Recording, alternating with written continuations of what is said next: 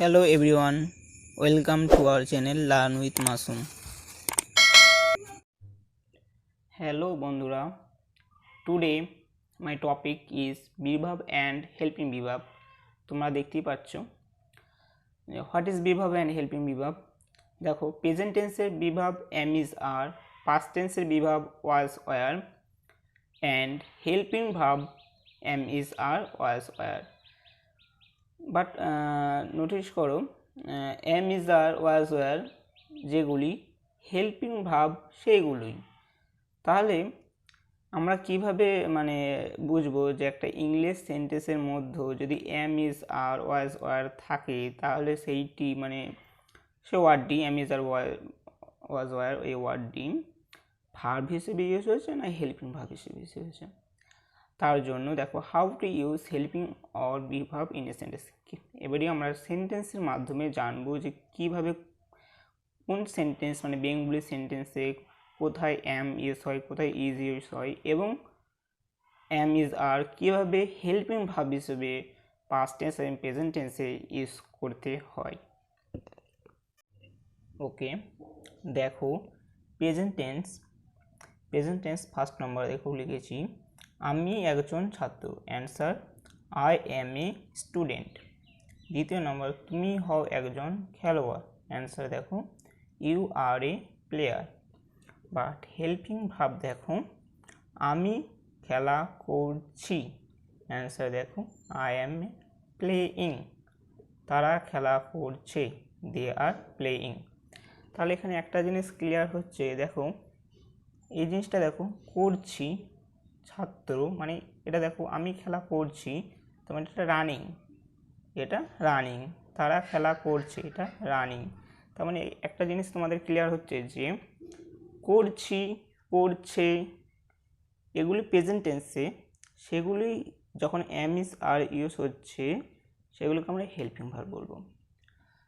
তারা খেলছে, আমি ভাত খাচ্ছি, মা রান্না করছে, এই ধরনের যেগুলো ইংলিশ ওয়ার্ডের মধ্যে এম ইজ আর ইউজ হয় সেগুলো অ্যাকচুয়ালি হেল্পিং ভার্ব।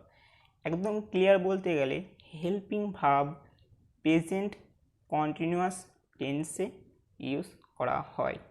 কারণ প্রেজেন্ট কন্টিনিউয়াস টেন্স যে প্রেজেন্ট কন্টিনিউয়াস টেন্স কেমন, ধরো এটা একটা প্রেজেন্ট কন্টিনিউয়াস টেন্স, আমি লিখেছি এটা প্রেজেন্ট কন্টিনিউয়াস টেন্স, অবশ্যই প্রেজেন্ট কন্টিনিউয়াস টেন্স।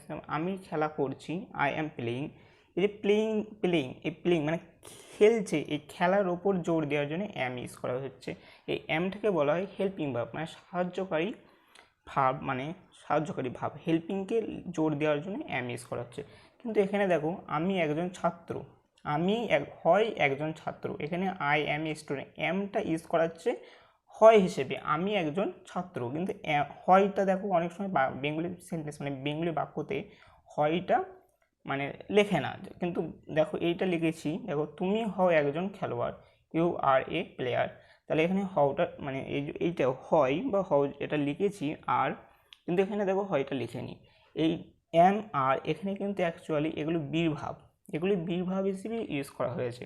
আর হেল্পিং ভাব ইউজ করা হয়েছে সাধারণত প্লেয়িং এর উপর একে জোর দেওয়ার জন্য এই এম আর এখানে আর ইউজ করা হয়েছে। অবশ্য তোমরা বুঝতে পেরেছো যে প্রেজেন্ট টেন্সের প্রেজেন্ট ইনডিফিনিট টেন্সেই শুধু এম ইজ আর এইগুলো ভার্ব হিসেবে ইউজ করা হয়, আর হেল্পিং ভার্ব ইউজ করা হয় প্রেজেন্ট কন্টিনিউয়াস টেন্সে। এবার দেখো পাস্ট টেন্সের ফার্স্ট এক্সাম্পল দেখো সে ভালো ছেলে ছিল, হি ওয়াজ এ গুড বয়। সেকেন্ডটা দেখো তারা খেলোয়াড় ছিল, দে ওয়ার প্লেয়ার।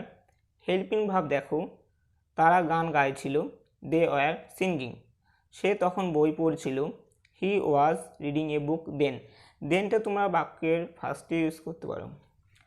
এবারে দেখো এই যে ওয়াজ এবং ওয়ার আর পুরো সেন্টেন্সগুলো কিন্তু অ্যাকচুয়ালি পাস্ট ইনডিফিনিট টেন্সে, আর হেল্পিং ভার্ব যেগুলো ইউজ করা হয়েছে এই সেন্টেন্সগুলো হচ্ছে পাস্ট কন্টিনিউয়াস টেন্সে। এবারে আগে আমি বলেছি প্রেজেন্ট টেন্সে বলেছি, প্রেজেন্ট কন্টিনিউয়াস টেন্সে যেগুলো ইউজ করা হয়েছে এম ইজ আর সেগুলো ছিল হেল্পিং ভার্ব, এবং প্রেজেন্ট ইনডিফিনিটে যেগুলো এম ইজ আর ইউজ করা হয়েছে সেগুলো ছিল B verb.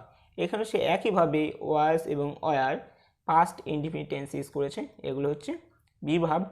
And helping verb যেগুলো হচ্ছে পাস্ট কন্টিনিউয়াস টেন্স ইউজ করেছে, সেগুলো হচ্ছে হেল্পিং ভার্ব। হেল্পিং ভার্ব মানে হচ্ছে ওয়াজ ওয়ার, এটা হচ্ছে সাহায্যকারী ক্রিয়া, কারণ এই যে সিঙ্গিং, এই সিঙ্গিংকে লেখার জন্যই ওয়ার লেখা হয়, কারণ এটা চলছে, গান গাইছিল। এখানে দেখো সে বই পড়ছিল, ওয়াজটা রিডিং, কারণ পড়ছিল বাংলা, তার জন্য ওয়াজ দেওয়া হয়েছে। আশা করি ভিডিওটা তোমাদের ভালো লাগবে এবং আমি পরবর্তী আরও ভালো ভালো ভিডিও আপলোড করার চেষ্টা করব, যাতে তোমাদের আরও ইংলিশ গ্রামার সম্বন্ধে আরও ক্লিয়ার হয়ে যাও।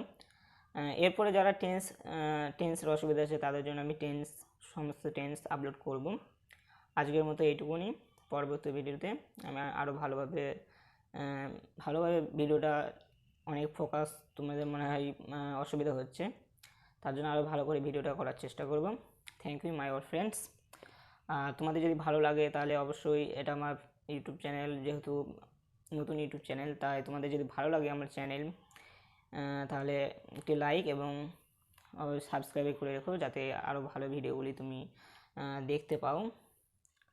Thank you.